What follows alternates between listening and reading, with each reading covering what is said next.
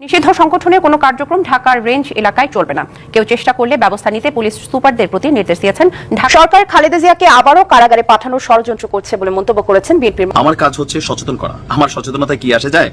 এই যে পতন হয়ে গেল, এটার আগেও অনেক আওয়ামী লীগকে নিষিদ্ধ করার প্রশ্নে যারা দ্বিমত পোষণ করবেন তারা বাংলাদেশের রাজনীতি থেকে ছিটকে পড়বেন। আসসালামু আলাইকুম প্রিয় দর্শক এইমাত্র পাওয়া গরম খবর। দর্শক শ্রোতা, ভিডিওটির ভিতরে রয়েছে অনেক গুরুত্বপূর্ণ তথ্য, তাই বলছি সম্পূর্ণ ভিডিওটিকেও স্কিপ করবেন না। এবং যারা এমন নিত্য নতুন আপডেট খবর দেখতে পছন্দ করেন তারা অবশ্যই চ্যানেলটি সাবস্ক্রাইব করে আমাদের সাথে থাকবেন। দর্শক শ্রোতা, তাই আর বেশি কথা না বাড়িয়ে চলুন বিস্তারিত দেখে আসি।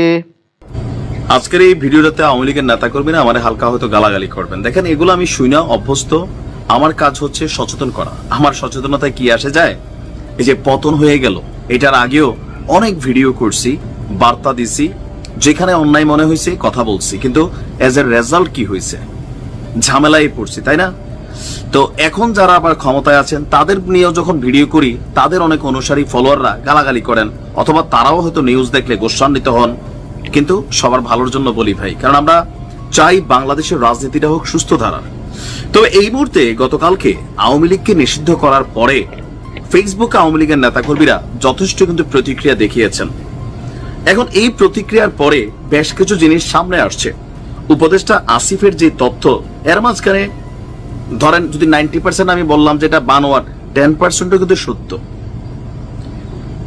যে কোনো ভূমিকা এখন যদি আপনি নেন, মনে রাখেন ফেসবুকে পোস্ট করেন এক জিনিস, কিন্তু রাজপথে অথবা রাষ্ট্রের মধ্যে যে কোনো বিশৃঙ্খলা আপনি 1 লাইন করবেন, আপনার এটা 10 লাইনের ভূমিকা পালন করবে আওয়ামী লীগকে নিষিদ্ধ করার জন্য। ভাই, ভালোবাসা মানুষের অন্তর জয় করা লাগে। আপনি ক্রেজিনেস দিয়া একটা সার্টেন গোষ্ঠীকে বা একটা অংশকে আপনি হয়তো খুশি করতে পারবেন, ভায়োলেন্স দিয়া, প্রতিশোধ দিয়া, কিন্তু ভালোবাসার হিসাবটা আলাদা। এই দেশে এখনো বাংলাদেশে আওয়ামী লীগের লোক বসবাস করতেছে না। বিএনপি জামাত সবার কাছে শ্রদ্ধা পাচ্ছে না, অনেক জায়গায় পাচ্ছে। কেন পাচ্ছে? তিনি যখন ক্ষমতায় ছিলেন, ক্ষমতাকে ব্যবহার করে মানুষকে হয়রানি করেন নাই। আর যারা করছে দৌড়ের উপর আছে, আবার অনেকে না কইরেও আছে, বাটে পড়ে গেছে। আবার তাদেরকে যারা বাটে ফেলতেছে আজকের দিনে, তারাও কিন্তু আগামী দিনে বাটে পড়বে। এগুলাই আমাদের নিউজের রিপিটেশন। গতকালকে আসিফ মাহমুদ একটা স্ট্যাটাস দিয়েছে, তার বক্তব্য হচ্ছে প্রাপ্ত তথ্য অনুযায়ী নিষিদ্ধ হবার পর গণহত্যাকারীরা সারা দেশে বিশৃঙ্খলা সৃষ্টির পরিকল্পনা করছে। সকলকে সতর্ক এবং সজাগ থাকার আহ্বান জানাচ্ছি। এখন আমার এই ব্যাখ্যাগুলো একটু মনোযোগ দিয়ে শুনতে হবে। ধরেন এমনিতে এখন আওয়ামী লীগ দেখলে কোনো কথা বলে জয় বাংলা বলে কিন্তু মাইর দিয়ে ফেলে, দেয় না? আগে নারায় তাকবীর বললে মাইর খেত, এখন জয় বাংলা বলে মাইর খায়। এই মুহূর্তে আপনি যদি একটা অপরাধ করেন 1 লাইন, আওয়ামী লীগকে নিষিদ্ধের জন্য প্রাথমিকভাবে এটা সাময়িক একটা নিষিদ্ধকরণ করা হয়েছে, কার্যক্রম স্থগিত করা হয়েছে। বাট আপনি যদি এখন এগুলা করতে যান, ভাবেন রাজনীতিতেও কোনো বাধা মানে না, কিন্তু ঝামেলায় পড়বেন। আপনি যদি কোনো ভায়োলেন্স ক্রিয়েট করতে চান, যে কোনো বিশৃঙ্খলা ক্রিয়েট করতে চান, বা বৈষম্য বিরোধী কারোর গায়ে হাত তোলেন, অথবা যে কোনো সংঘর্ষ, এখানে প্লাস মাইনাস হইতে পারে। আবার আপনি না করেও কিন্তু বাটে পড়তে পারেন, কারণ এখন যাই ঘটে যুবলীগ আওয়ামী লীগের উপরে কিন্তু দায়টা চলে আসে। দেখবেন যা ঘটে সবকিছুর পেছনে একটা ট্যাগ কিন্তু হচ্ছে, সঠিক হোক ভুল হোক হচ্ছে। তো সেই ক্ষেত্রে খুবই সাবধান থাকতে হবে। সরকারের জায়গা থেকে সর্বোচ্চ লেভেলের অ্যাকশনে যাবে। যদি আপনি কোনো ঘটনা করেন, গণমাধ্যমে আসবে, এটা নিয়ে মামলা হবে। আপনি একজন ঘটনা করছেন, আপনার এলাকার 10 জন মানুষ এটাতে শত্রুতামূলক মামলার মধ্যে পড়ে যাবে। ইভেন আওয়ামী লীগকে কেন ব্যান করবেন, এরকম 101টা কারণ কিন্তু দাঁড়া হয়ে যাবে। আর এগুলা করে কি পার পাবেন? দেখেন, যারা টাকা পয়সা কামাইছে, মালদার পার্টি, আওয়ামী লীগের এমপি মন্ত্রী, অনেক নেতারা কোটি কোটি টাকা কামাইছে। ভাই, ওনাদের হিসাব আলাদা। আপনি কয় টাকা কামাইছেন? দল ক্ষমতায় থাকতে আপনি কি পাইছেন? আমাদের রাজনৈতিক দলগুলো টিকা আছে কিছু পাগলা কর্মীদের উপর। আপনি দেখবেন, মানে যখন দল ক্ষমতায় থাকে এদেরকে ভ্যালুই দেয় না কেউ, বরং নিজের দলের নেতা কর্মীদের হাতে মাইক টেরো খায়, মামলা হামলারও শিকার হয়। আবার যখন দল ক্ষমতা থেকে চলে যায়, এই কর্মীগুলাই আবার দলের জন্য ঝাঁপাই পড়ে। কিন্তু আপনি আপনার এলাকায় দেখেন তো, যে হাতে গোনা, আমি আমার এলাকায় দেখছি 100 জনের মধ্যে 2 জন মানে গড়ে যারা বড় মাপের নেতা, তারা মাঝে মাঝে স্ট্যাটাস দেন, এমনকি তাদের ইমেজ অনেকটা পরিষ্কার। কিন্তু যারা আওয়ামী লীগের সুসময়ে খাইলো দাইলো, টাকা পয়সা বানাইলো, নিজের দলের নেতাকর্মীদেরকে মামলা হামলা দিয়া মানে জেলে পুরাই রাখলো, বিভিন্ন ধরনের হয়রানি করলো, আপনি দেখেন তো তাদের কয়জন ফেসবুকে এসব পোস্ট দেয়, দলের পক্ষে কথা বলে, বিদেশে আছে, আইসি জীবনের জন্য চলে গেছে, নানান ভাবে ভারতে চলে গেছে। আপনি কি পাইছেন? বরঞ্চ আপনি বিপদে পড়ছিলেন তখনও, এখনো এই ফেসবুকের পোস্টের জেরে হয়তো আপনি বিপদে পড়বেন।